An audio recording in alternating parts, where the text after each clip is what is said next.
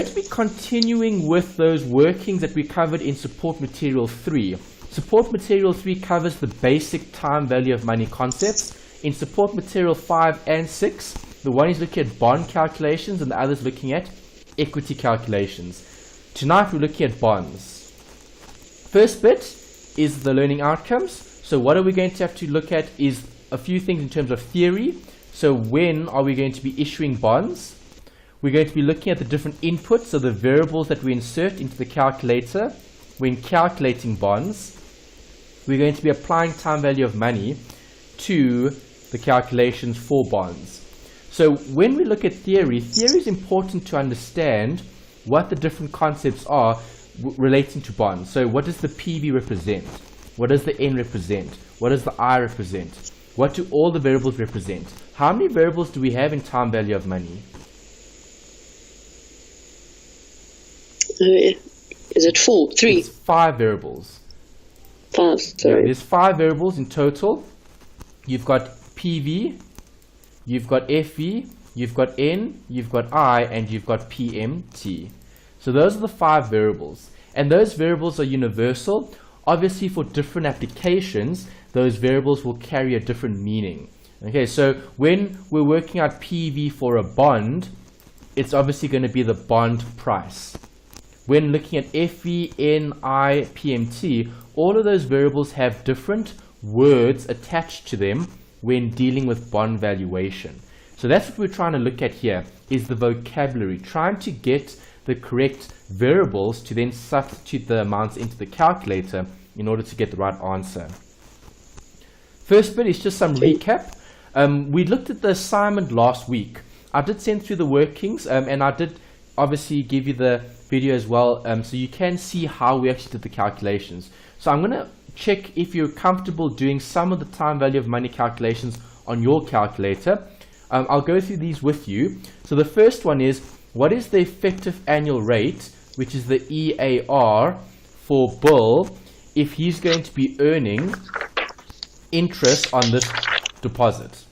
Okay, so he's depositing 1,000 per month at the beginning of every month, and he's looking at a period of 30 years, and the total is going to be 1 million.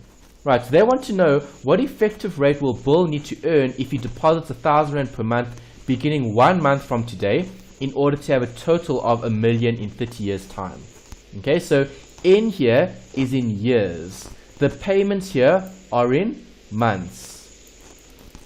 Can I use years and months? No.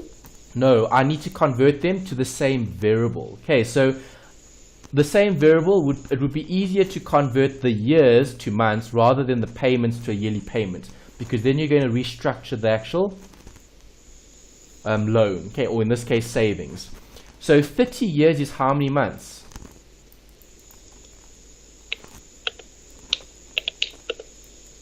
$360. Correct, 360 months. And I've got a 1 million Rand FV, future value. I've got a PMT of 1,000, and I'm looking at beginning of every month. Right, so on your calculator, when you press second function, okay, do you know how to clear your financial calculator? So press C and then it's okay, you press second function and then see all. Okay, let me get the right calculator. This is the right one. Okay, you've got this one, 10B2 plus. Yes. Okay, so let me try to blow it up a bit. Function down. Let me see how big I can get this calculator.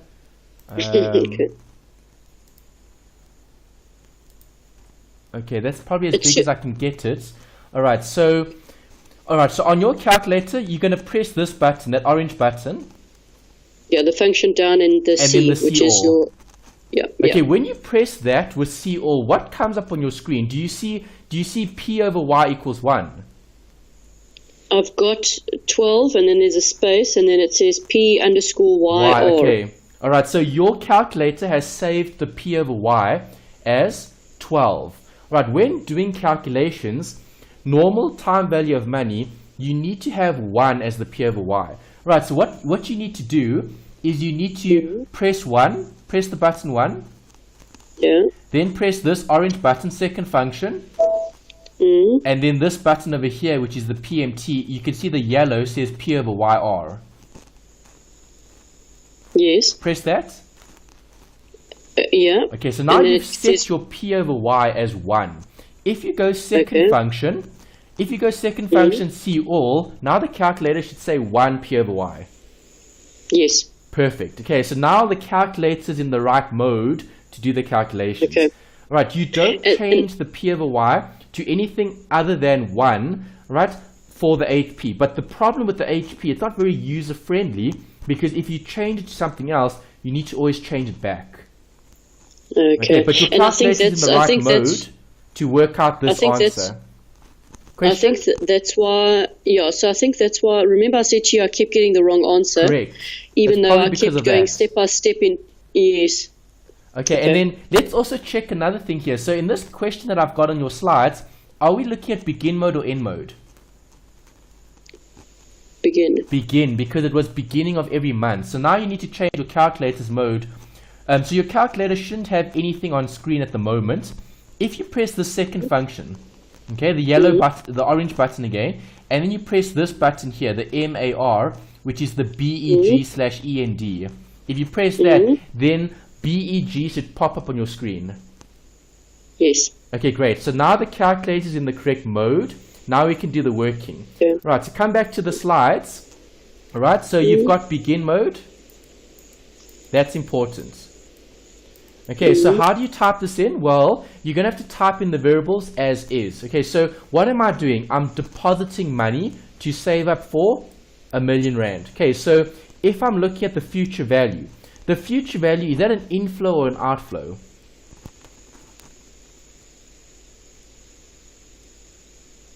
Inflow. It'll be an inflow, correct, because at the end of 30 years, you'll get R1,000,000. The R1,000 deposit, is that an inflow or outflow? It's not an inflow. It'll be an outflow because you need to deposit the money to save up for the $1,000,000.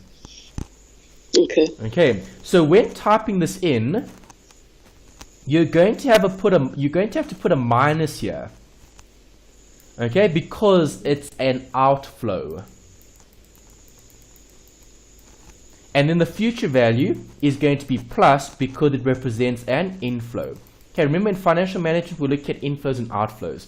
So you need to make sure that you've got a negative or a positive for the figures in terms of inflows and outflows. Okay, so we spoke about the N, 360. So on your calculator, type in 360 and then press the N button.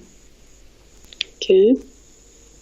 Then type in 1,000,000 and press the FV button. Okay, so now I need to show you something here on the calculator again. Let's go back to the picture.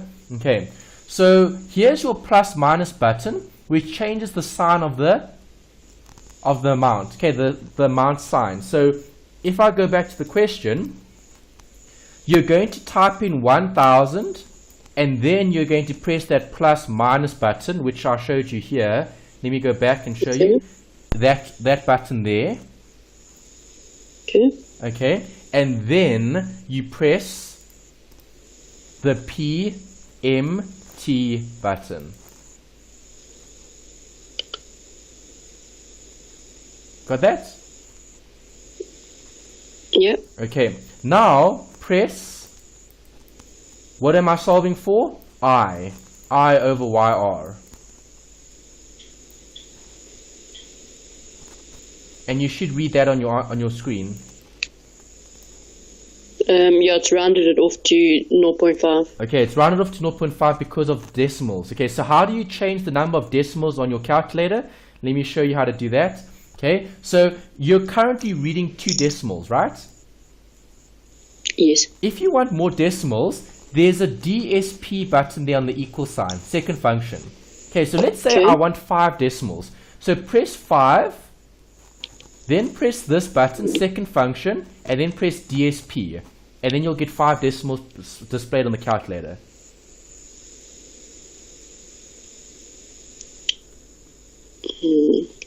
Did Did you get that?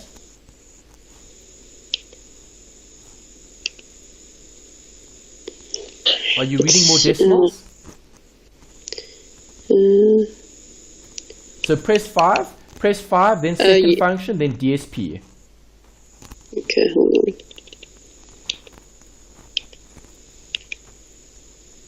Okay, so it's just got 5 and it's just flashing the cursor now. Okay, did you press 5? Press 5? Yes. Then Hold second function, then DSP. Yeah. Okay, I've done that. Okay, now press any number. Press any number, you should see 5 decimals. Yes or no? Yes. Okay. Yes. Yes, okay, good. Alright, so now press the I again. I over YR. Press that again. Okay. And now do you see 0.4? Yes. Okay, with 5 decimals now. Yes. Alright, so that's how you change the number of decimals that you're reading on the calculator. Okay, your calculator will automatically round it off, unfortunately. Okay, that's just how the HP is designed to work. Okay, so if you want a more accurate answer, you're going to have to show more decimals, so you've got a better amount to work with. Okay. Alright, then the second bit is to work out this. The question asked for this. The effective annual interest rate. Okay, so the effective annual interest rate is denoted by I1 because of compounding. Right, so do you agree a rate can be compounded more frequently? Okay, you can either compound yearly, so that's once a year, or you can compound monthly. Then that's 12 times a year. Okay, will compounding increase the amount that we generate? Yes. Yes, it will. Okay, so what I'm discussing now is what we covered in chapter 3. Okay, in study unit 3. That was time value of money. You covered a bit of this when we looked at FAC 1601. In 1601, the last chapter was TVM, time value of money, but it was very basic. Okay, we've taken it a little bit further here in finance, and chapter 3 is the reference. Okay, so I'm just trying to catch you up a little bit by discussing one or two things from there, so at least you're still capable of doing what we're covering here. Okay. Alright, so this is a formula to get the effective rate. Okay, but there's a quicker way of doing it. So how do I get it on the calculator? I need this button, the EFF. Okay, so before I get the EFF, I need to obviously write down this answer, because that is what? That is your I-12. Your I-12 is the rate that you've got for 1 month. Right, so if I multiply this by 12, okay, that gives me what? Well, let's check. On the calculator, let's put in 0.49,36584 times 12 gives me this. Okay, so on my calculator, I will have 5,9764,39008. Okay, that's what I get if I times that answer by 12. Yep. Okay, so I need to write that answer down, okay, because that's my effective monthly interest rate. Okay, I'm looking for the I1. The I1 is the effective annual interest rate. Okay, so what is the effective annual interest rate? Well, that will be the EFF. Okay, so on your calculator, okay, you're going to have to change the setting now. So this button that we had earlier, this P over Y, okay, we're looking at an amount, okay, for the actual rate. Okay, so the rate that we've got is the rate for the 12 months. Okay, I want the rate for I1. Okay, I1 is the rate that I'm trying to get. Okay, so you need to work out a nominal rate here. Okay, but we want the EAR, which is the effective annual interest rate. Right, that's what the question is asking for. Right, so currently we've got the I-12. What is the I-12? It's an effective rate. Okay, if I times it by 12, then I'm getting the nominal rate. Okay, that's my nominal rate for the 12-month period. Okay, so on your calculator, you're going to have to type in, you're going to have to change the setting on the calculator first. So how many months do we have here? We've got 12. All right, so now we can change the P over Y back to 12. Right, so type in 12. Okay, well, let's first clear the calculator. Shift, clear all. Okay, then type in 1, 2, which is 12, and then press second function, the P over YR.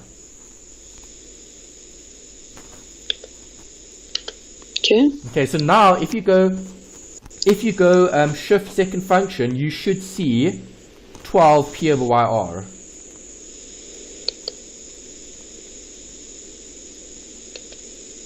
Yes. Okay, great.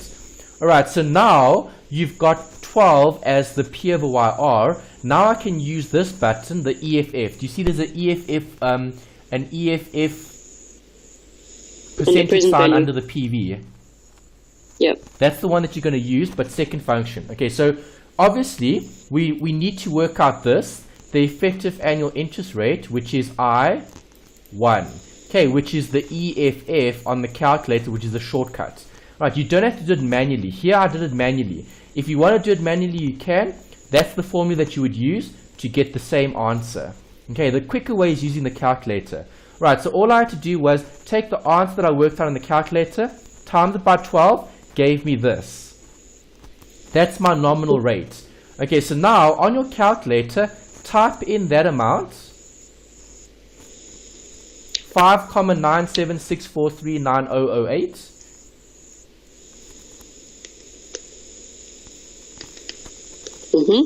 Okay, then press the I over YR button. Yeah. Okay, which is that button, so you press that. Okay, then you go shift, okay, the orange, shift, and then this button, the EFF percentage sign. And then what answer do you read on your screen? 6.1429. Good, and there's the answer. Okay, the answer here was 6.14 ... Okay, so that's how you work out the effective annual interest rate. Okay, if you were given an I12, okay, which is the effective monthly rate. Okay, so just a recap, just another example, just to make sure you guys are comfortable using this, the EFF. Okay, EFF on the financial calculator. That's the reason why I've recapped that. Okay, some students struggled with it, so I'm just going through the EFF. Right, another application that you need to do on your calculator is amortization. Right, I think amortization was in the assignment. I don't know if you remember a question with amortization there. There was one, I think. I think so. Yeah. All right, so this is how you would do amortization on your assignment. Right, so you've got the answer here. There's the answer. Right, I need to check if you guys are comfortable working out amortization on the financial calculator. Right, you don't have to draw it up manually. Okay, so in your in the Excel spreadsheet where I covered assignment 1, there is a separate sheet in the actual document that I did it manually. I literally showed all the calculations for it. Okay, but that was just something additional. You can do it separately on the calculator, and it's a lot easier to do it on the calculator. All we need to do is identify variables. Okay, so Fran is paying back a loan on a plot. Payments are equal end of year payments. Okay, there's the key, end of year payments. Right, so what mode must my calculator be in? End mode. Right, you're probably still seeing BEG on your screen.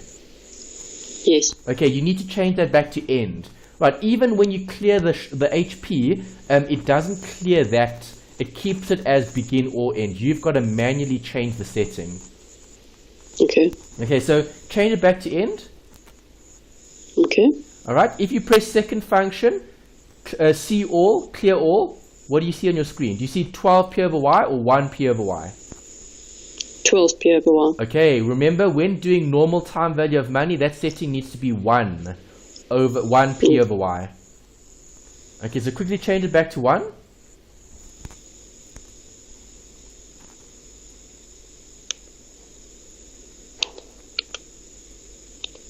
Okay. Okay, so when you press second function, clear all. What do you read on your screen now? 1p over yr. Perfect. Okay, and there's no begin on your screen, right? It's end. It's blank. No, it's blank. Yeah, if it's blank, then it's end mode. Perfect. Okay, so now your calculator is in the correct mode. Okay, you've reset it and you've kept it as 1 over p over yr. Okay, 1 over p over yr is what you'll keep consistently for the HP. Okay, HP you must keep it as 1 p over yr. The only time I change this is when I do this calculation, EFF. EFF, okay. That's the only time I change the p over yr. In all other scenarios, you keep it as 1 and you don't change it. You leave it as 1, you keep it as 1, it's always going to be 1. Okay. Alright, so payments are end of year payments over a period of 6 years. The plot cost 1.8 million and financing was arranged through the bank. The interest rate is 9% per annum. What will the balance of the capital that Fran has to pay be at the end of the 3rd year? Okay, so this is an amortization question where I've got year 1, year 2, year 3, and I'm looking for the balance at the end of year 3. So, can I do this manually? Yes, I can. How do I do it? Well, when I say manually on the calculator, okay, you don't have to do it as a table format. Okay, so drawing up a table and identifying all the different figures and then working it out. That's too long. Okay, so the shortcut is to use the calculator. Right, so what do I need first? I need to insert variables. And I need to get all the variables in the calculator. Right, so get all the variables. Right, so what are my variables? Well, I've got n. N is 6 years, right? Okay, the 1.8 million, that's an amount, that's a loan that you're going to have to pay off.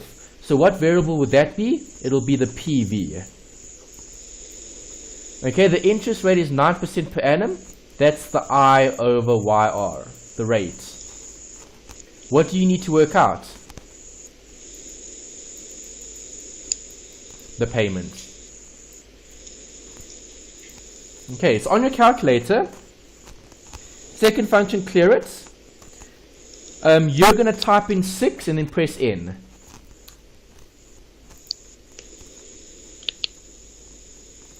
Then you're going to type in 9 and then press I, or I over YR.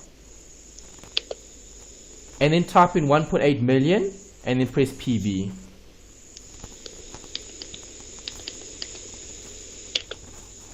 And then just press PMT. Do you read that on your screen?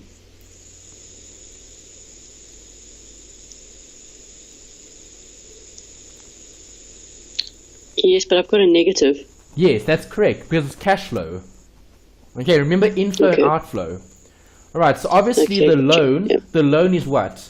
Positive, because you get money today and then you have to pay it off. Alright, so the signs are there because of inflows and outflows. Okay, but the amount is what we're interested in.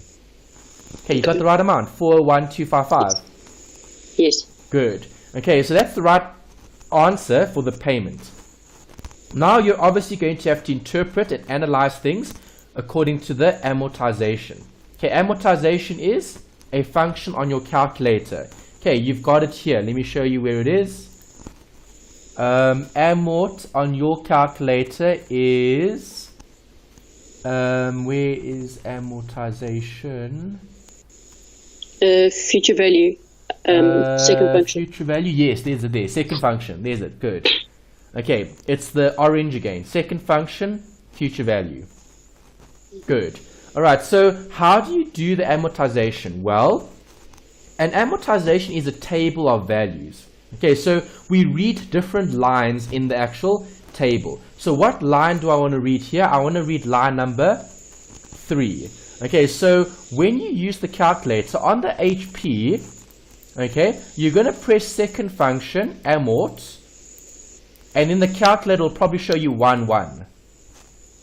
Yes. Okay, because that's reading line number 1. Okay, in other words, year number 1. Right, press second function amort again, and then you'll read 2, 2. Do you agree? Yes. Okay, then that's line number 2. Right, what year do I want? I want year 3, so I need to press it again. Second function amort. 3, right? Yes. Okay, now I've got the right year because that's the year that I'm looking at. Remember, I'm focusing on which year? Year 3. And I want to know what the balance is at the end of year 3. Right, so now to read the different amounts, okay, if you press equals once, okay, what pops up on your screen? 284. 284. It's probably is it balance, interest, or what? What does it say on your screen? BEG, not BEG, BAL, or INT, or PRN? PRN. Okay, so that's what you're showing. You're showing the principal. Okay, so that's the principal. The principal is the amount that's paid off. Okay, because remember, the payment, the PMT, is going to pay off the capital and it's going to pay off the interest. Okay, so when you have a loan with the bank, when you make a payment, a portion of the payment pays off the principal and a portion of the payment pays off the interest. What you just read there is the portion that's paying off the capital, the principal. Okay. All right, press equals again. What do you see on your screen? 116.99, which is the interest. Which is the interest. Okay, good. So that's the amount of interest that payment is paying off. Okay, press equals again. 1015, the balance. Yes, and there you go. Now you've got it. There's the balance. Okay. Right, so that's the balance that's owed at the end of year 3. Right, so that's how you use the amortization function on your calculator. You need to first insert all the variables, then you use second function amort, then you read different lines. You'll read line 1, you'll read line 2, you'll read line 3. Okay, different lines will tell you different things about the loan. Balance, interest, or principal. Balance, interest, or principal for different lines, okay, in terms of the amortization. Okay, because remember, the loan eventually is going to land up with 0. Okay, after 6 years, the loan is paid off. Is that okay? Perfect. Alright, so now the new theory. Okay, so all of that was calculator skills. Right, you guys need to be comfortable with those calculations because when doing bond calculations, you still use the calculator to identify different variables to insert into the calculator. Okay, so interest rates and bond valuation. Here we're looking at financial institutions because we're looking at financial management. Right, in chapter 1, we looked at theory around intermediaries. Okay, why do we need the banks? Why do we need those providers of finance? Okay, it's to help generate capital to continue operating as a business. Right, so in the financial market, you get 2 types of market. In chapter 1, we spoke about primary market and secondary markets. The primary market is when you first issue instruments in the market, and the secondary is when everyone, okay, can purchase those instruments that have been issued. So when looking at debt, we're looking at borrowing, we're looking at lending. What determines the level of borrowing and lending in the market?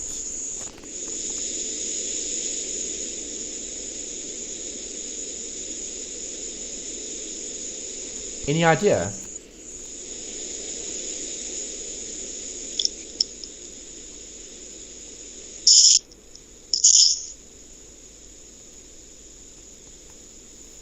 Nicole, what would affect the borrowing and lending in the markets? The level, so the amounts. What, like the prime interest rate or what? Yes, good. Correct, the rates. Okay, the rates will affect borrowing in the markets. Okay, so yesterday in the US, the Federal Reserve Bank in the US, the Fed, they increased rates, okay, in the US. Right, by a few basis points, because obviously the American market is doing a lot better now than it was before. So they've raised the interest rate. Is that going to affect borrowing and lending? Yes, because now it's more expensive to borrow money because you need to spend, or not spend, you need to pay more interest on those loans, okay, on the capital. Right, so when dealing with finance, are we looking at taking out loans or are we looking at issuing loans, raising capital? What are we doing as a business?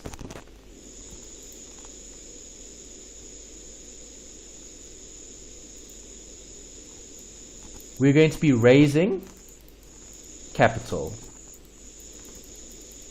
Okay, so how do companies raise capital? Well, there's two ways of raising capital. You can either use debt, which is this, bonds, or you can use equity. Okay, the equity we'll look at next week, which is the equity valuation. Okay, that's looking at selling shares in the market to raise capital for your business to operate. Okay, so a business is going to either use debt or equity to raise capital, and with that capital they'll then invest it in maybe property, plant and equipment, and they'll operate as a business. A few things we need to know here.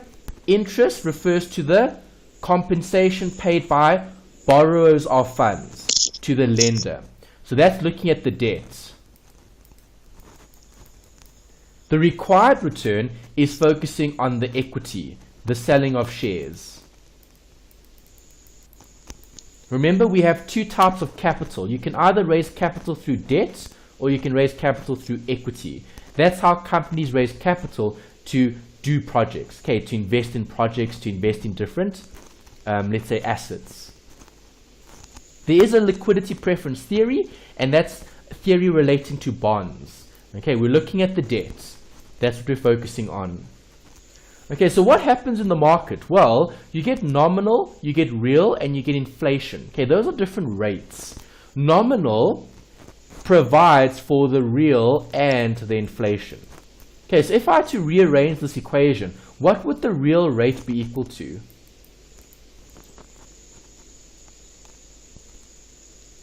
Nominal less inflation. Correct. Nominal minus inflation. Okay, so nominal minus inflation gives you the real interest rate. The real interest rate is after inflation. What is inflation? How would you define inflation? The increasing cost of goods. Correct. The increasing price of goods over time. Perfect. Okay, so when looking at a return, okay, or when looking at a rate, the rate is always going to have to take inflation into consideration. There is an Irving-Fisher prediction or estimation model, okay, which gives you an estimate of what the actual rate is. Okay, nominal equals a real plus inflation. Right, in this particular module, they don't look at the accurate equation to work out nominal real inflation. They do use an estimate. What is a nominal rate? Well, the nominal rate provides for two things: inflation and the actual return that the investor is going to get from having invested in those loans. Hey, because think about this. As a business, as a company, okay, the company is going to issue a bond. If the company is issuing a bond, they're going to issue that to the investors. Okay, the investors could be other companies, it could be individuals, it could be a whole host of different market players, okay, role players. So if the company is going to issue a bond, is the company raising capital?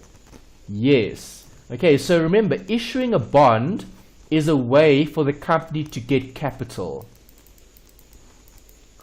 Right, what is the capital? It's a promise to pay. Right, you're saying, well, I want capital today and I'm going to promise to pay it over time.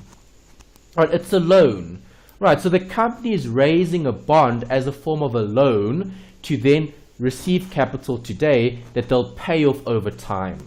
Okay, that's what's happening here in this particular section. You're looking at the company's ability to raise capital using debt. Debt is bonds. Okay, so issuing loans, issuing bonds. Right, nominal differs from real because of two things. We spoke about it, inflation, and then obviously characteristics relating to the business, the default risk. So if I've got a company that's more risky, is that company going to have to issue bonds at a higher interest rate? Yes. Yes, they will, because no one is going to invest in those bonds if the rate isn't attractive enough. Okay, so when looking at nominal, nominal is going to be taking two things into consideration, the risk-free rate and the risk premium. Right, this is similar to CAPM. CAPM was chapter 4, which was looking at the relation between risk and return. Okay, so we spoke about CAPM there. We'll discuss CAPM later. Okay, so obviously we've got a revision week coming up soon. There's one more week of theory, and then I've got a revision week, which is almost like a mini crash course. I'm going to be taking everyone through all the material from the beginning, okay, in terms of summary, as a summary, to summarize all the important workings. Okay, so the emphasis is more on the workings than the theory, because the theory we've discussed before, but I'm just going to highlight the workings again before we start looking at assignment 2 and the past papers. Okay, so after next week, we would have covered all the theory relating to this module. Then I just need to summarize. So I've got a mini crash course after that, and then we've got past papers and we've got assignment 2 to practice. Okay, and then while we practice, I'll revise and cover concepts again and show you how to do certain workings. All right, so in this particular example, we're focusing on nominal and real. Okay, we saw this in study unit 4. We spoke about risk versus return. I need to discuss what the real rate is here, because I need to know, as the investor, okay, or as the company, what is the real cost of providing for this particular investment. Okay, so when making a decision, there's always going to be a cost. The cost will have a nominal cost, which is the rate that you pay, and it'll also have a real cost. Right, so consider the following financial decision, which involves a nominal rate of 9%. The expected inflation is 4%. What would the real cost or rate of return be?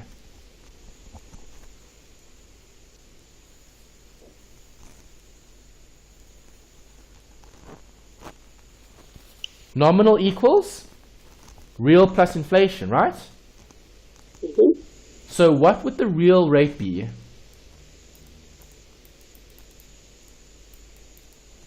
Nominal minus inflation, right? Yeah. Okay, so 9 minus 4 is 5%. Okay, next bit is some theory, term structure of interest rates. We've got yield to maturity and we've got yield curve. This is referring to the curve of the bond. Okay, so either upward sloping, downward sloping, or flat. Okay, so the term structure of interest rates. Term structure means when looking at the actual rate that we're receiving in the market. Okay, because remember, what is the company doing? The company is going to issue a bond. Why does the company issue bonds? Because they want to generate capital. They want to raise capital. So raising capital today would cost us something. Okay, because you're going to have to issue the bond in the market at a particular rate. The term structure is looking at the rates. The yield to maturity is the rate that I'll have on the bond if I hold it up until the maturity date. So bonds are going to be issued over a period of time. You could maybe have a 20-year bond. So when looking at the yield to maturity, what that gives us is the interest rate. It's the prevailing interest rate that's applicable in the market currently for that particular loan or bond. The yield curve represents the relationship between the debt's time and its yield to maturity. Okay, so you're looking at time in terms of N, how many years from year 1 to year 20, and you're comparing that to the yield to maturity. Remember, the yield to maturity is looking at the rate that you would get on that particular bond for having held it for the full duration of time. Okay, from now up until the end. You get 3 different types of bond yield curves. You get an inverted yield curve where it's downward sloping, where cheaper long term than short term. Okay, so long term would be cheaper than short term. You get a normal yield curve, which is upward sloping, so cheaper short term and more expensive long term. And then you get a flat yield curve, which is similar long term and short term. So those are the yield curves there. I want you to label those curves. Let's start with this one. Which curve do we have there? Inverted, normal, or flat?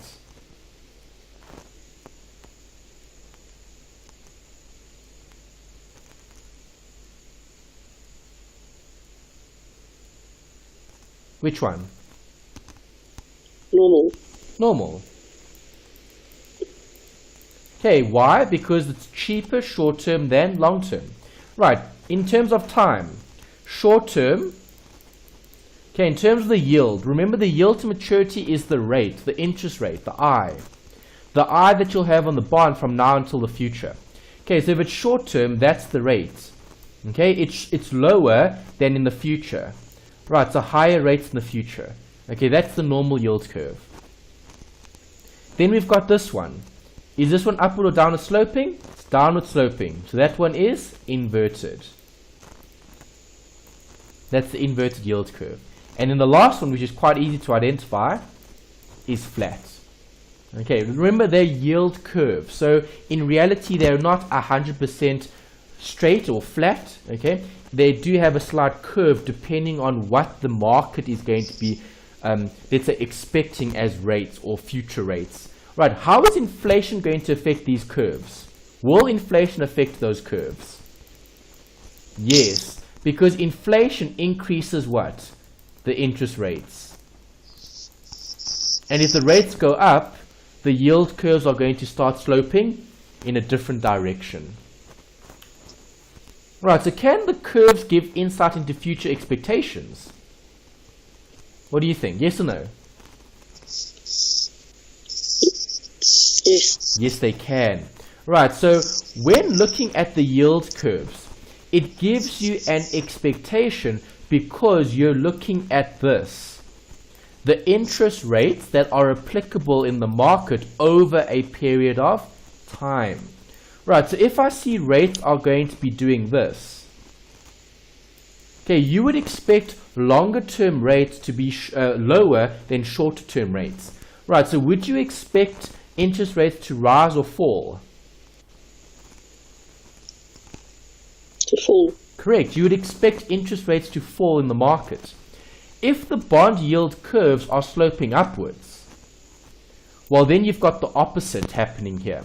Okay, here you're looking at longer term rates would be more expensive than shorter term rates. Okay, so you would expect inflation to be rising rather than falling, because that's going to affect the prevailing interest rates, because the Reserve Bank would act accordingly to make the rates in line with the expectation. Okay, is inflation going up or not? Do we have inflation under control or not? Right, so you get two different theories relating to liquidity preference or market segmentation. Okay, remember, economists and mathematicians and statisticians, they do research and they uncover financial theory, economic theory, and they then use that to interpret and to analyze the markets. So when focusing on liquidity preference, this is a nice easy one to remember, because the word liquidity is straightforward. It tells you about what? What is liquidity? Cash, not cash flow. Correct, cash, yes. Right, so how liquid is an asset in terms of cash? Can I get cash very quickly or not? So a property isn't very liquid because it takes time to sell. Inventory is more liquid than property because it's easier to sell or dispose of. Okay, so liquidity is looking at the ability to convert an asset back into cash. Here we're looking at risk. So when looking at borrowing, okay, and lending, we're looking at what are the preferences in the market. Obviously, investors would prefer short-term bonds rather than long-term bonds. And that's why there's a premium for longer-term bonds, because you would expect the investor to rather prefer short-term rather than long-term because they're more liquid. Right, selling shorter-term assets would be better than selling longer-term assets because of its liquidity. Right, so investors perceive risk in the short term than the long term, and therefore they're willing to accept lower yields. Borrowers are willing to pay higher rates for long-term than short-term due to the adverse consequences and to choose to lock in funds for a longer period. Okay, so that motivates why the graph is sloping upwards or why the graph is sloping downwards. Right, it's this theory relating to the expectation. Okay, what do you expect to happen in the market? Market segmentation is looking at supply and demand. Those are factors that will affect the prevailing interest rates. Okay, so that's theory, that's background information. The textbook is really good. Right, remember this textbook that you've got for FIN2601, either volume 1 or volume 2, you use the same textbook in third year. Okay, there are 2 third year modules that also cover the material from the same textbook. In this particular module, you only cover the first few chapters. In the other third year modules, you cover the remaining chapters. Okay, obviously this is the most important module because it's the basics, it's the fundamentals. Right, it's the key calculations. Right, so we need to look at calculations now. We obviously need to define what a bond is. What is a corporate bond? It's an IOU. Earlier we said a company is going to want to raise capital today. Let's talk about an example that you might be familiar with, ESCOM. Okay, is it cheap or expensive to build a power station? Expensive. It's very expensive to build a power station. Okay, so what does ESCOM do? Well, ESCOM goes to the market and they issue bonds. Okay, and what is a bond? Well, a bond is a loan that ESCOM is going to be creating, because what's going to happen? Well, they're going to be getting funds today. Okay, they get the funds from the investors, and what do? They promise to pay. It's an IOU. Because do you agree, if they build the power station, well, then there'll be future inflows, because then they'll be charging people for using electricity. So a corporate bond is a way to raise finance today, and it's a promise to pay in the future. Okay, that's what you're doing. So when a company raises a bond or issues a bond in the market, they're looking at raising capital. Right, we're looking at that as a form of financing. Right, so what must ESCOM do to raise the bond? ESCOM needs to tell the market what the coupon rates are going to be, i.e., what interest are you going to be giving the investor for having invested in the bond or having given them the capital. Okay, so the coupon interest is the payment that the company, okay, the issuer, is going to have to pay the investor, okay, the bondholder. Right, that's the coupon. And how is the coupon calculated? The coupon is calculated as a percentage of the bond's face or par value. Right, and what variable represents the coupon? It's the PMT. Right, we're going to keep it simple. We're just going to relate what we already know in terms of time value of money to bonds. We know we've got 5 different variables. Here's the first variable. So when I talk about a coupon, what time value of money variable are we referring to?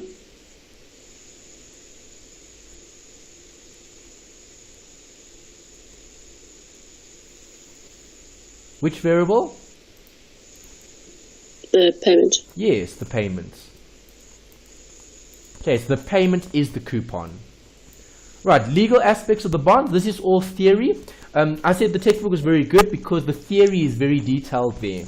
Okay, if you go through the actual bond chapter, they give you a lot of background on the different types of bonds. Okay, they tell you how the bonds are created and they tell you how the bonds are issued.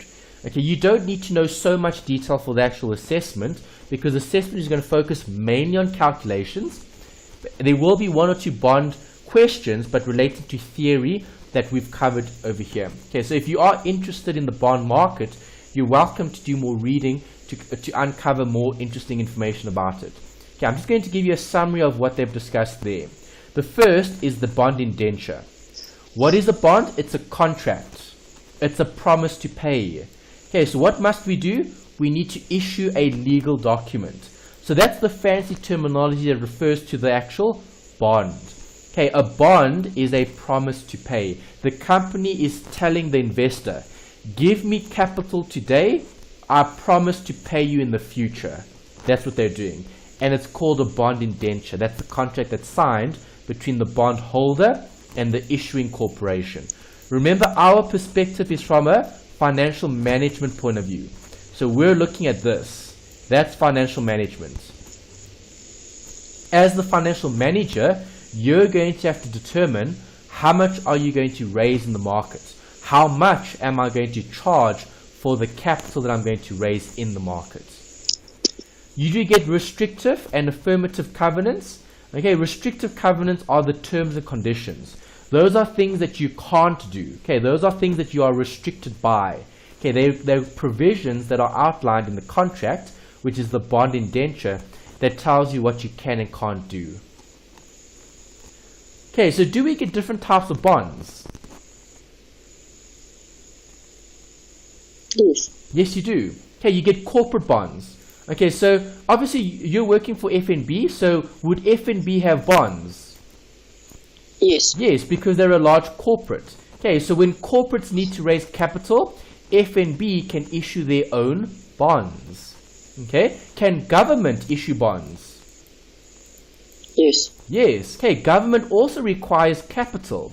So if the government requires capital to raise capital to invest in certain areas, they're going to do that using either debt or equity. So the debt would be the bonds. The equity is what we're looking at later on.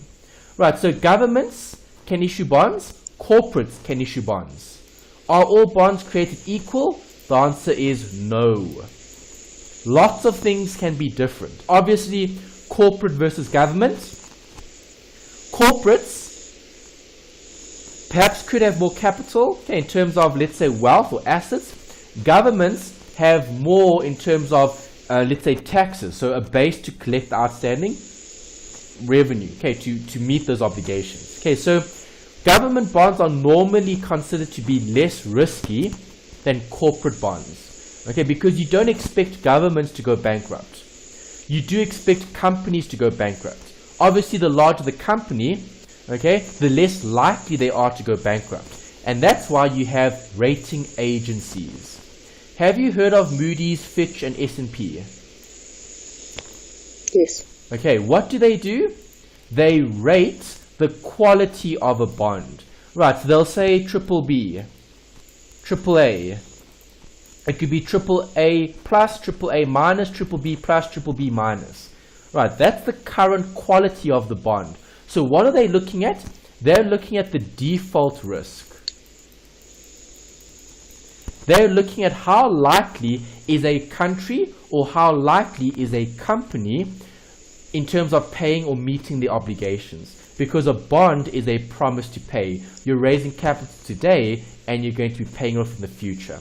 So Moody's, S&P, and Fitch, they're ratings agencies and they rate the debt markets. Okay, so when companies raise capital, it's either more or less expensive. Right, so in our country, okay, in South Africa, we're currently sitting just above junk status, okay, in terms of the quality of our bonds. Right, if the country does experience a downgrade, okay, so if Fitch, Standard & Poor's, and Moody's, if they had to downgrade our debt rating, okay, it would create a problem with borrowing. Borrowing will become more and more expensive. Right, so if I relate this to something that you're familiar with, think about an individual. Does an individual have a credit score or a credit rating? Yes. Yes, and the same thing applies to a company or a country. Countries and companies will have their own credit ratings. It determines how likely they're going to be in terms of making payment on those loans. Right, just some more theory regarding bonds. When buying a bond, there are two different types of prices. You get a clean price and you get an all-in price. Fortunately, you're not going to have to look at those in detail. The detail is covered in one of the other mathematical modules, the DSC 1630. That's a separate module that's very mathematical, and it covers the calculation of clean price and all-in. There are two different prices that are quoted in the market, okay, to determine what the bond is actually going to sell at. Okay, because remember, a bond is a financial instrument, okay, or product. Products can be bought and sold. Banks create products to sell to the market. So a bond is just a form of product that has been created that can then be sold in the market. Bonds need to be priced. So the clean price will be the price of the bond, representing the present value of the future interest payments and the maturity value. Okay, it's a clean price because it doesn't provide for accrued interest. Okay, if I provide for accrued interest, I'm then looking at the all-in price. Accrued meaning, okay, so you've covered accounting. When you have something that's accrued, what does that mean? It's owed to or owing to. Due Do you to. agree? Yeah. Okay, so you could have interest that is owed to the buyer or owed to the seller. Okay, you would then price the bond accordingly, okay, because buyer and seller would either receive a portion of the interest or the coupon. Okay, they'll either get the coupon or not. Okay, but as I said, the calculations in this module are simpler. They're not going to be covering this, clean price and all-in. The bonds that you'll be looking at zero coupon bonds and you'll be looking at coupon bonds. If it's a zero coupon bond, do I have a payment? No, I don't, because there's no coupon. Remember, coupon is the fancy word for a payment. Okay, the payment variable. You do get lots of other types of bonds. You get debentures, mortgage bonds, you get junk bonds, you get floating rate bonds, you get puttable bonds, you get bonds that are convertible, okay, convertible bonds, euro bonds. There's so many different types of bonds. Okay, very high risk bonds, very low risk bonds, okay, for different types of investors. Okay, so bonds are assets, and those assets can be bought and sold. When looking at valuation, okay, why do we need to look at bond valuation? Well, what are we trying to do as a company? We're trying to raise capital. So how do we raise capital? Well, either through debt or equity. If I'm using debt, I'm then going to issue a bond. That's what I'm looking at. And that's why I need to value the bond. I need to determine how much is the bond going to cost me as a bond price, because that will tell me how much capital I can raise in the market. Right, you've got very, very complicated equations here. Do you need these equations?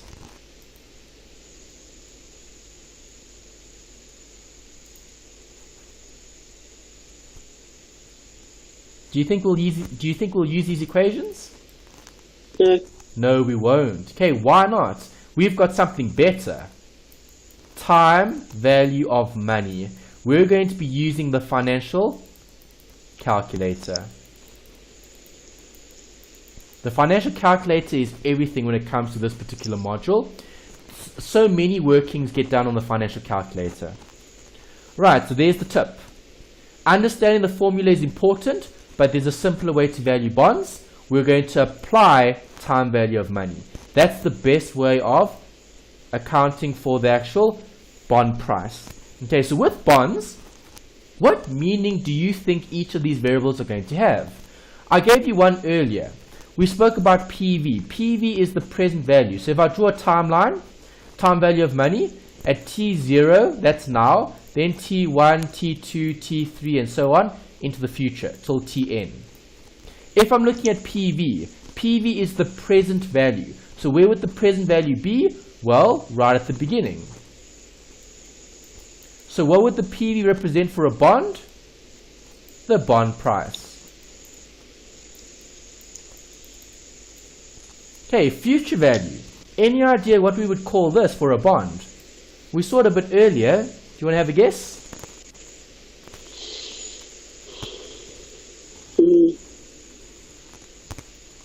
Like an all-in price? Almost, okay. Cool. A face or par value. Face or par value. Right, the payment. What is the payment called for a bond? A coupon. Perfect. Okay, there you go.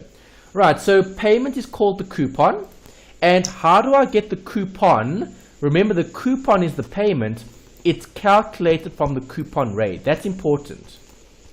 Okay, because when you read a question dealing with bonds, how many rates can you see? Well, the answer is 2.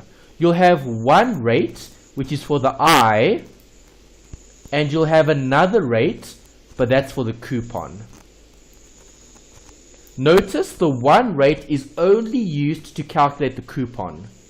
The interest rate is something separate, which is the yield to maturity. That's holding the rate, not holding the rate, holding the bond from now until or into the future. Okay, N is the time or the period. Right, and that's looking at yield to maturity. Okay, yield to maturity is the I or the IRR, depending on what we're using as the calculation. Okay, do I use NPV, okay, as my function on my financial calculator, or do I use normal time value of money, present value, future value, etc.? Right, there's 2 ways to work out the rates. There's a summary again. I'm emphasizing it a lot because understanding what the variables are helps with the calculations. Right, what is the bond? It's just an IOU. It's a promise to pay. Right, so what variable is the face or par value? Future value. Perfect. The coupon rate is used to calculate the payment. Payment amount. The yield to maturity is the I. Okay, that's all you're going to have to do. So when you do read bond questions, okay, your job is just to pull out the variables. Pull out the N, pull out the I, pull out the FE, pull out all of the variables. Once you've got them, you substitute it into the calculator and you solve and you get an answer. Right, so you get 2 different types of bonds. You get bonds that sell at a premium and you get bonds that sell at a discount. Okay, a premium bond will be selling above the face or the par value. What is the face or par value? It's the FE. Discount bonds will be selling below the face or the par value. Again, that's the FE. If I'm looking at the price, the bond price is going to be the discounting of all the future payments back in time. Okay, and that's why I've put this formula here. What is the bond price?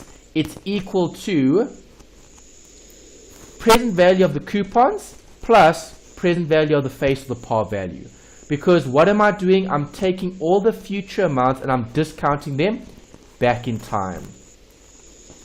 Where do I want the bond? I want the bond to be at time 0. That's the bond price, PV. PV at time 0 tells me how much I can raise in the market in terms of the capital. Okay, so there's the picture. We need to draw. Let's write down this. Okay, so if I add to this diagram, okay, what do I need to work out the value of the bond?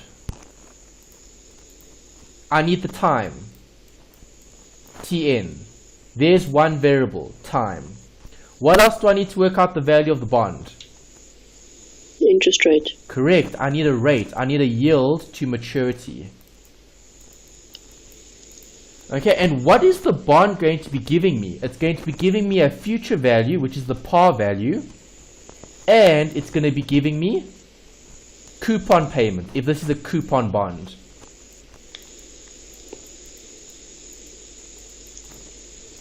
Okay, so with bond valuation, what are you going to be doing? Well, you're going to be taking all those amounts and you're going to be discounting them back in time. So you're going to be taking all those payments back in time. Back in time, back in time, back in time. To where? To the first point. Okay, T0. T0 would be your PV. Okay, so how do you value a bond?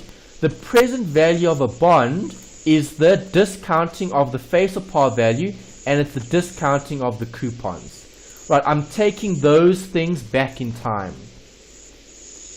Is that okay? Yep. Right, so that's the basis. All you need to remember here for a bond calculation is simple time value of money. Take future amounts and discount them back in time. All the future amounts, even the payments, take it back in time and work out the price. Okay, so that's how bonds are valued. So if the interest rate if the rate rises, what will happen to the PV?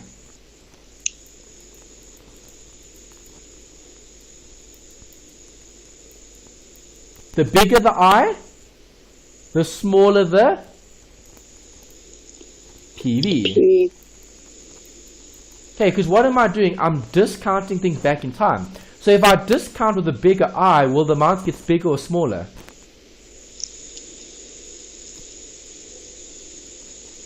Sorry, say again. If the I gets bigger, if I discount the coupons with a bigger rate, does the price get bigger or smaller?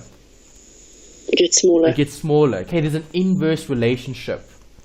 Right. If the interest rate decreases, the bond price will increase.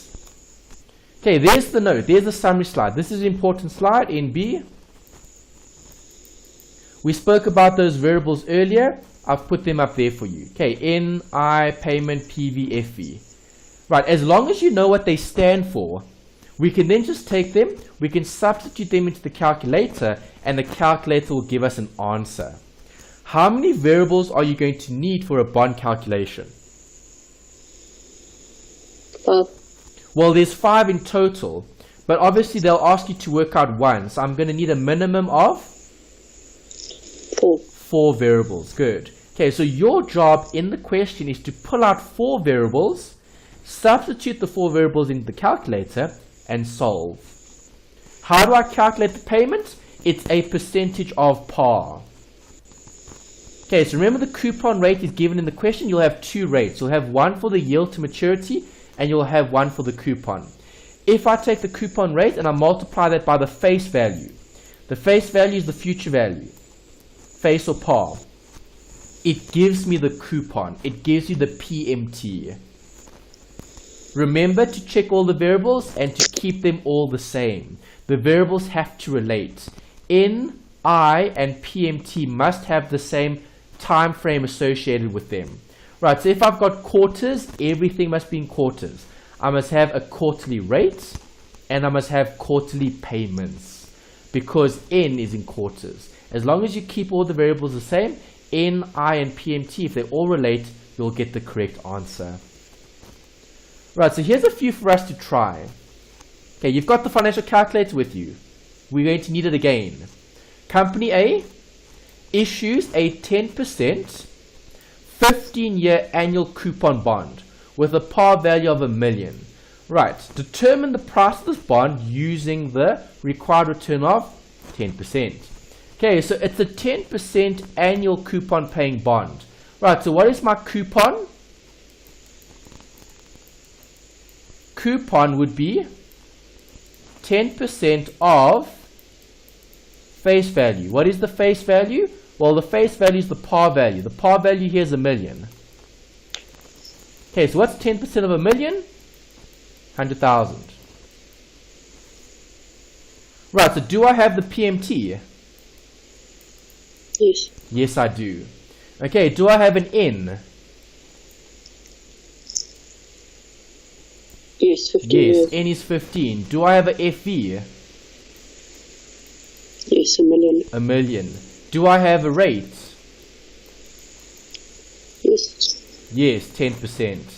Right, so on your calculator, insert those variables. 15 is your N. Payment, 100,000. Future value, 1 million. I, 10%. What's your PV?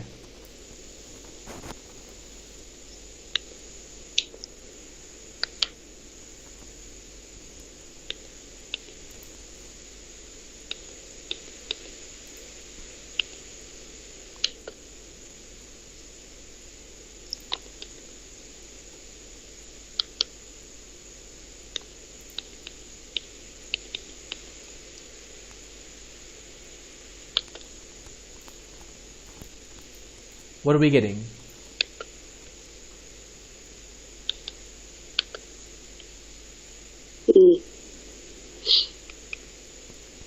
What did you get? Okay, so on the HP, you would type 15, press N. You would type in 100, press PMT. You would type in 10, press I. You would type in 1 million, press FE. And then to solve for PV, you just press PV. And what do you get?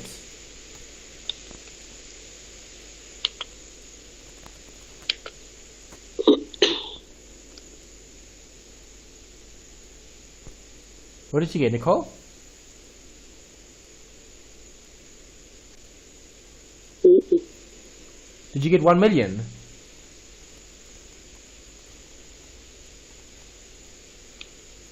Nicole, talk to me. What happened?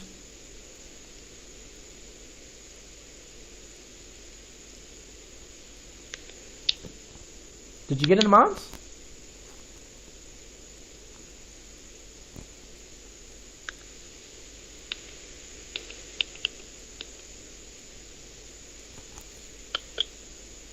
On the HP, remember second function clear.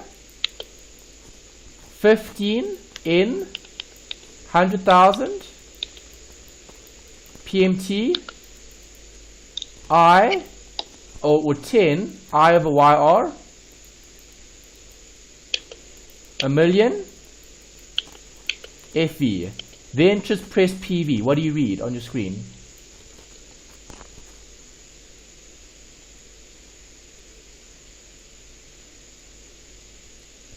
What are you getting? What are you getting? Nicole, you're getting a million? Yes. Okay, good. Okay, so a million is what? The present value. Yes, good. Okay, so all you have to do is substitute those amounts in. Okay, 15%, 10, 100,000 rather, 10% of a million gives you a million. So what do you notice? This bond is issued at the par value. It's issued at par. Is it a discount bond or a premium bond? It's neither. It's issued at par. Okay, so if this company had to issue this bond, how much would they raise today? They would raise 1 million rand. Is that alright? Yes. Great. Okay, what about this one? Again, we need to identify variables. 10% annual coupon bond. So can I get the coupon? Yes. 10% of a million. 100,000 again. So that, Do I have N? 15 years. Yes. Do I have FE? Yes. Do I have a yield to maturity?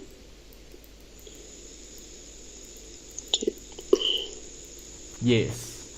Okay, what am I looking for?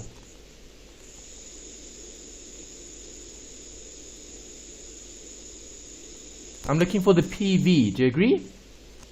Yes. Okay, so substitute and solve, and what do you get as your PV?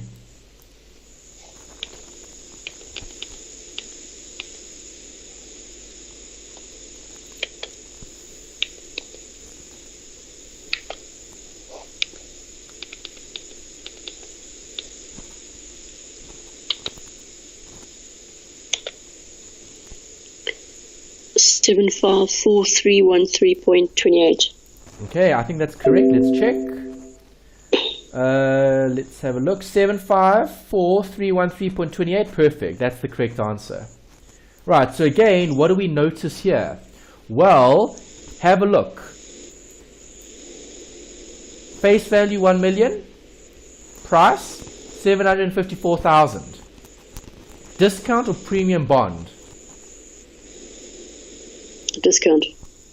Discount bond. Good. Okay, because the price is less than the value of the bond. Okay, because let's understand what's happening here. Okay, in the market, okay, you're going to be issuing a bond. Right, the bond is going to be issued at a price of 750. What was it? 754? 753? 754,313. Okay, thanks. 313. Right, that's how much you're going to issue the bond at the price. That's the current price. Right, so you're going to raise capital of 754,313 today.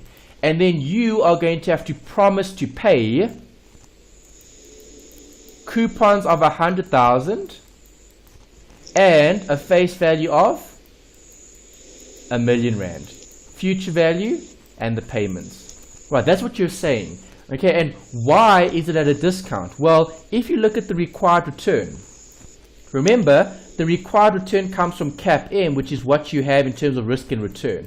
So the market requires 14%. How much is the bond going to give us? Only 10%. Okay, so 14% is greater than 10, and that's why the bond is issued at a discount, because the market wants a higher rate and the company is only willing to pay 10% interest on the bond that they're going to issue for 15 years. Does that make sense? Yes. Perfect. Right, next one. Try do this one. I've helped you the first two. See if you can do number 3.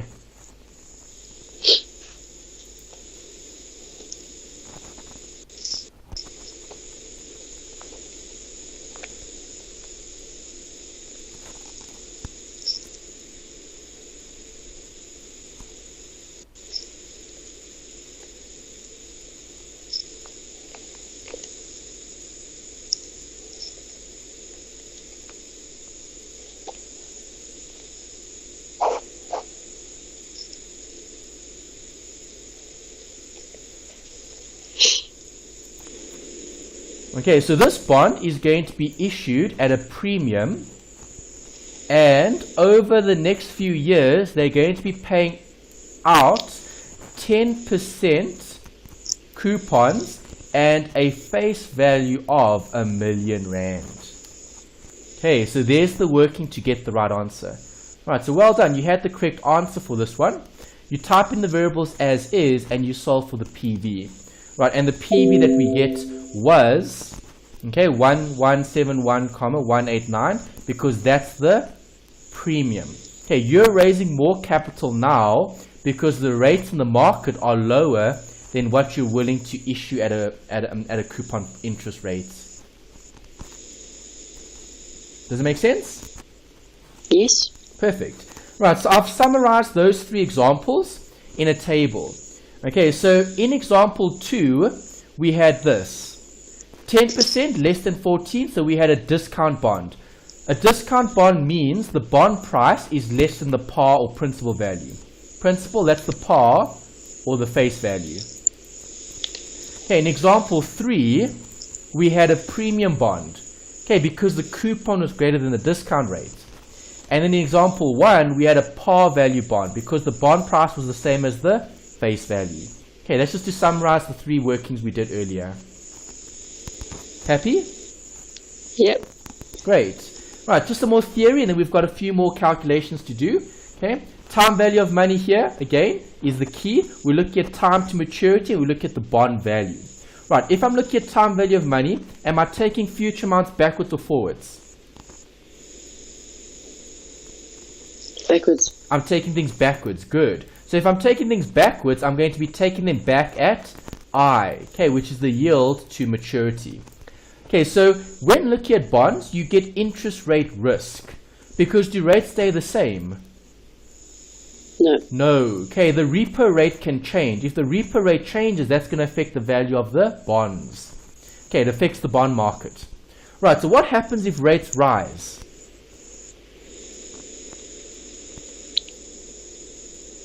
Your bond price decreases. Perfect. And if rates fall? It will increase. 100%. Well done. Okay, good. Right, so remember to apply TVM, time value of money, and just identify variables. That's the key. Right, so here's another example. I'll do this one with you, and then I'll give you a few to try on your own. Okay. Determine the yield to maturity. So now what am I working out? I'm working out the I. Interest rate, yeah. Good. Okay, the rate, or not the rate, the time is in 10 years. And the bond is currently trading at 1080. The bond So offers 10% coupons, and the face value is 1,000.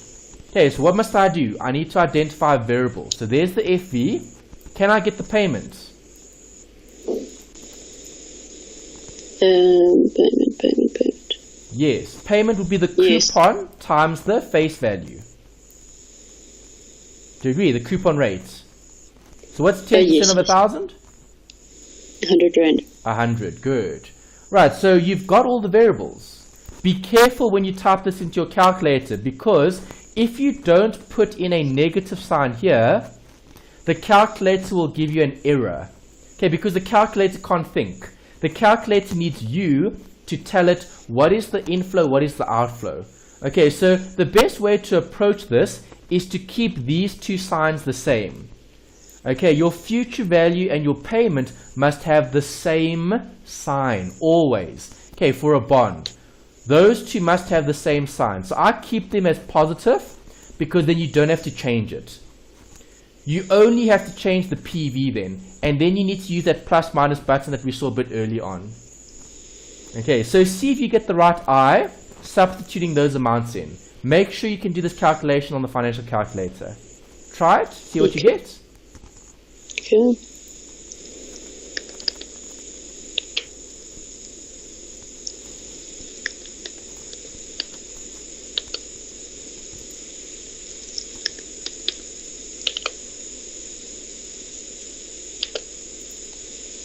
$8.7662. Excellent, well done. Okay, and that's the interest rate. Okay, what is that representing? It's representing the yield to maturity for this particular bond. Nice. Right, here's another one. You try this one. Get the variables and then substitute and solve.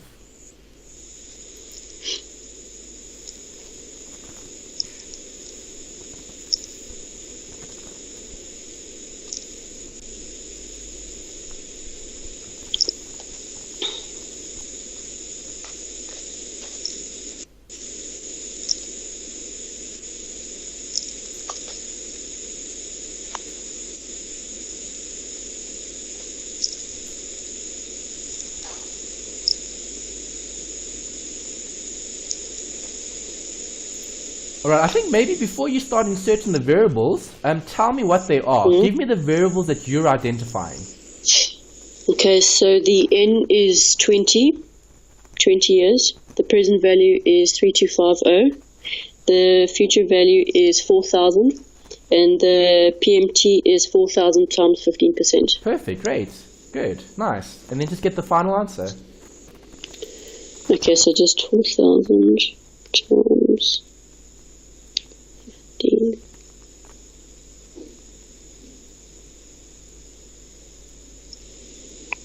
Equals 600. Okay, let me just get in.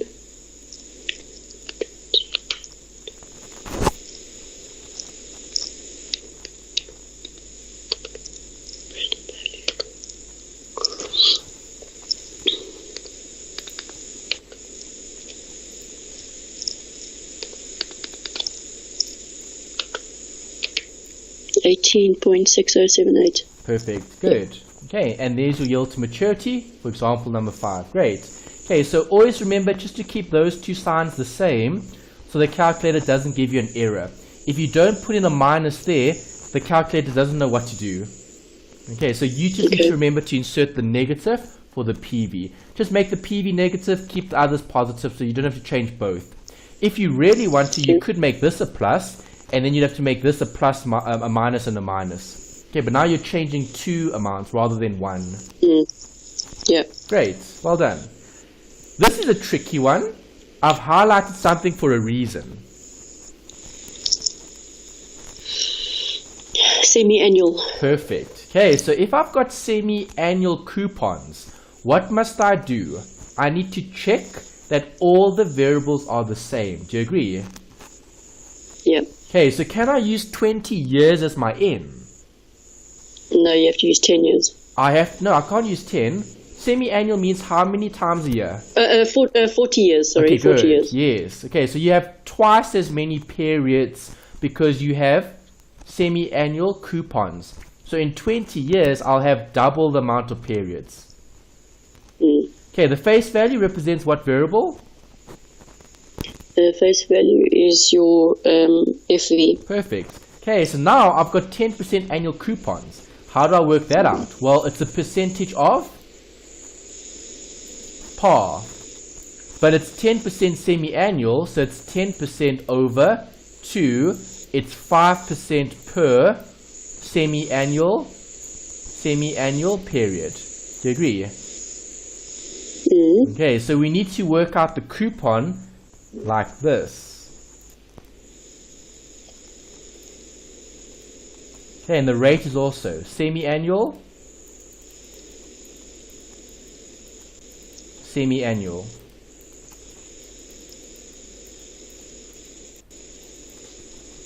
Okay, and then this is also semi-annual. Right, so the only way they can make these questions more difficult is if they give you a different compounding. Okay, so compounded semi-annually, compounded quarterly, compounded daily. Is that okay? Yeah, I just want a 12. Yeah, make sure you get the right figure. So type all those variables into the calculator and check that the price is $5.98. Is this a coupon? Not coupon. Is this a discount or a premium? Okay, hold on a sec.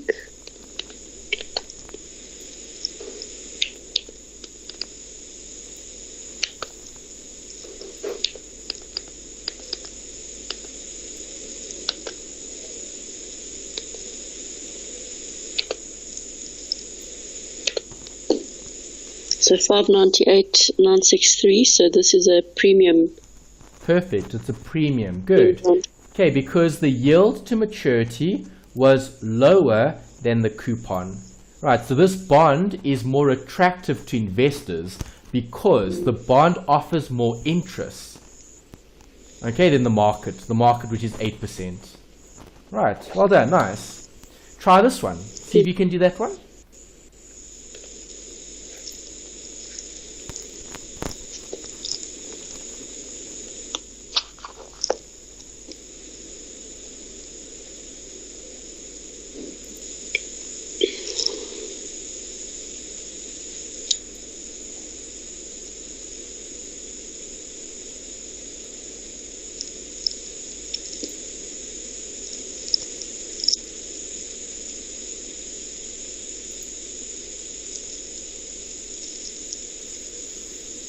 Okay, give me your thinking, your working.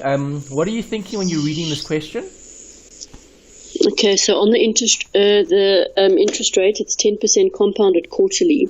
Good. So thoughts? So we've got to divide by 3. Divide by 3. No.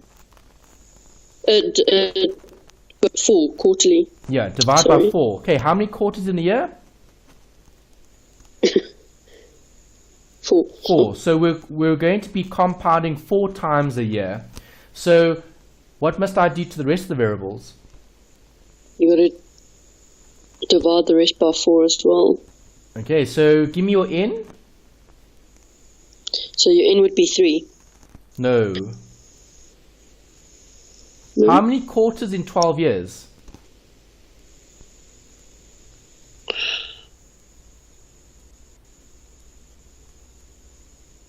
How many quarters in 12 years? What would we do? What would we do? Divide or times? 4. Divide. You'd have to times. Because think about it. How many quarters in 1 year? Oh, yes. Sorry, yes. So it's 48. Okay, be careful. Yeah. 1 year has 4 quarters. Okay, so in 12 years, how many quarters would you have? 48. Yes. Okay, be careful. Right, remember? Okay. The years, you're looking at the number of periods in that time frame. Okay. Okay, good. Give me more variables. So you've got n. What else? The future value is 200,000. Perfect. Interest would be your 10% times a quarter. Your interest. Are you working out coupon? Or the I? What are you? What variable are you? The I. The I. Okay, the I is what? 10% divided by a quarter. Divide by 4, which is 2.5. 2.5. Yeah. Perfect. What else? We need more variables. The coupon payment amount, which would be the future value divided by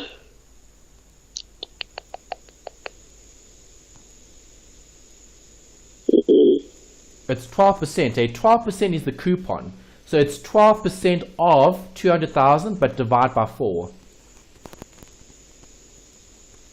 Okay, because So it's times quarterly. 12% divided by 4. Yes. Okay, everything needs to be in quarters here. Okay. Right, so that's in quarters. That's per quarter. And that's per quarter. Okay, so 200,000, let me see what you get as an answer there. 200,000 times 12 over 100 divided by 4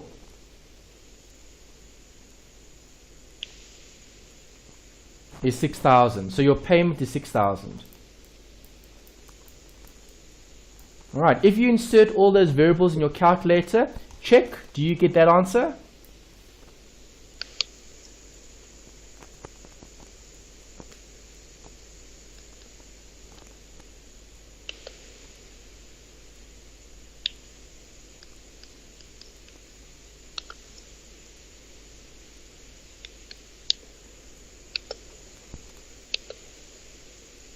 $227,773.15. Perfect. Okay, and is that a coupon or premium, not coupon, premium or discount bond?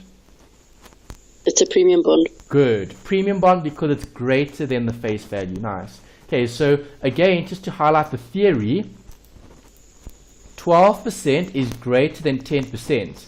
So the bond is offering more interest than what the market is requiring in terms of the 10% yield to maturity. So therefore the bond would be trading at a premium. Right, well done. And I think that was it. Yes. Okay, that's the end of the section. So just a bit of application in terms of time value of money. Right, as long as you're comfortable using the calculator, these workings aren't so bad. You need to be familiar with the vocabulary, so knowing what the different variables mean. So PV is the bond price, FV is the par or face value, N is the period, I is the yield to maturity, and payment is the coupon. If you know that, you should be able to pull out the variables from the question. Okay, any questions, Nicole? No, I'm good. I think it makes a big difference now that I can kind of work through this new calculator, because I kept trying to work out and obviously wasn't getting the answers. Yes. on the other calculator. Yeah. So The it's HP made a is big the difference. best in terms of workings for this module. Okay. Okay, you need a financial calculator that you can use to get the actual workings, because you can do it manually using formulae, but that's a lot more difficult. Okay, you're right. No, definitely. 100% yes. No, that was great. Perfect.